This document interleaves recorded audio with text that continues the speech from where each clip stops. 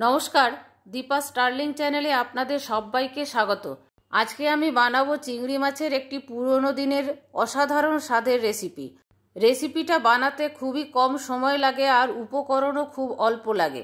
একঘেয়ে চিংড়ি মাছের মালাইকারি, কারি বা দই চিংড়ি এইসব রান্না না করে একটু অন্যরকমভাবে আপনারা খুব সহজে বানিয়ে নিতে পারেন এই রেসিপিটা। চলুন দেখে নেওয়া যাক চিংড়ি মাছের এই রেসিপি বানানোর ভিডিওটা।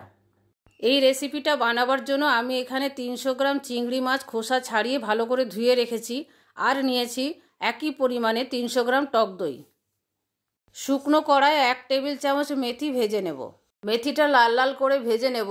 মেথি বেশি ভাজা হলে তেতো লাগবে, আবার কম ভাজা হলেও সুন্দর গন্ধ আসবে না আর তেতোও লাগবে। মেথিটা অনেকটা লাল হয়ে এসছে, আর একটু লাল করে ভেজে নেব। মেথি ভেজে গুঁড়ো করে এয়ারটাইট কন্টেনারের মধ্যে রেখে দিতে পারেন। মাছের কিছু কিছু রেসিপি আছে যেগুলোতে মেথি দিলে খুবই ভালো লাগে, বিশেষ করে মাছের টকে। মেথিটা লাল লাল ভাজা হয়ে গেছে, এখন মেথিটা ঠান্ডা করে গুঁড়ো করে নেব। কড়াইয়ের মধ্যে সর্ষের তেল দিয়েছি, সর্ষের তেলটা গরম হয়ে গেছে। দিয়ে দিলাম একটা বড় সাইজের পেঁয়াজ কুচি। পেঁয়াজগুলো খুবই ছোট ছোট করে কুচিয়ে নিয়েছি। পেঁয়াজগুলোর মধ্যে বাদামি কালার আসা পর্যন্ত ভাজবো। পেঁয়াজগুলোতে বাদামি কালার এসে গেছে। এবারে এর মধ্যে দেব 1 টেবিল চামচ কুচনো আদা। আদাগুলোও আমি খুব ছোট ছোট করে কুচিয়ে রেখেছিলাম। যতক্ষণ না আদার গন্ধটা যায় ততক্ষণ পর্যন্ত ভেজে নেব। আদার কাঁচা গন্ধটা চলে গেছে। এখন এর মধ্যে দেব 1 টেবিল চামচ কুচনো লঙ্কা। আমি এখানে 2টো লঙ্কা কুচিয়ে রেখেছি। যে যেরকম ঝাল খেতে পছন্দ করেন সেই অনুযায়ী লঙ্কাটা দেবেন। আর দেব দই। আমি 300 গ্রাম দই নিয়েছিলাম, তার হাফ দেব। গ্যাসের ফ্লেম সিম করে রেখেছি যাতে দইটা ছানা কেটে না যায়। দইটা ভালো করে মিশিয়ে নেব। এবার এর মধ্যে দেব স্বাদ মতো নুন আর 2 চা চামচ জিরে গুঁড়ো। এবারে ভালো করে কষিয়ে নেব যতক্ষণ না দই থেকে তেলটা ছেড়ে আসে। দই চিংড়ি, চিংড়ি মাছ ভাপা, মালাইকারি বা অন্যান্য চিংড়ি মাছের রেসিপি আপনারা প্রায় করে থাকেন বা খেয়ে থাকেন, কিন্তু একদিন এইভাবে রেসিপিটা বানিয়ে দেখবেন, অসাধারণ লাগে খেতে। একটু অন্যরকম টেস্টের হয় আর বানানো খুব সহজ, খুব অল্প উপকরণ লাগে। দই থেকে তেল ছেড়ে গেছে, তেলটা ওপরে ভেসে উঠেছে। এবারে এর মধ্যে আমি চিংড়ি মাছটা দিয়ে দেব।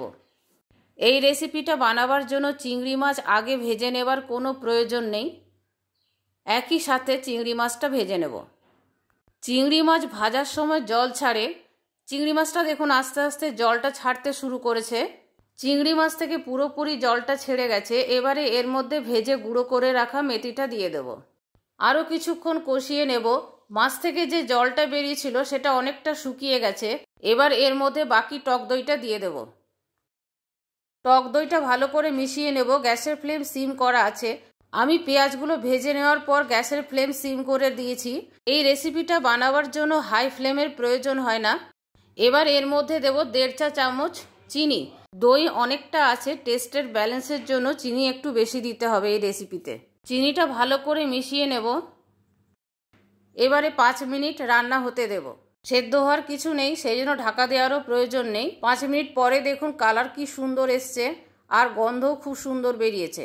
এই রেসিপিটা বানানো হয়ে গেল। এবারে আমি সার্ভিং প্লেটে তুলে নেব। সম্পূর্ণ অন্যরকম স্বাদের এবং গন্ধের একটি রেসিপি, গরম ভাতের সাথে খেতে খুবই ভালো লাগে। আমার চিংড়ি মাছের এই সাবেকি রেসিপিটা আপনাদের কেমন লাগলো কমেন্ট করে কমেন্ট বক্সে জানাবেন।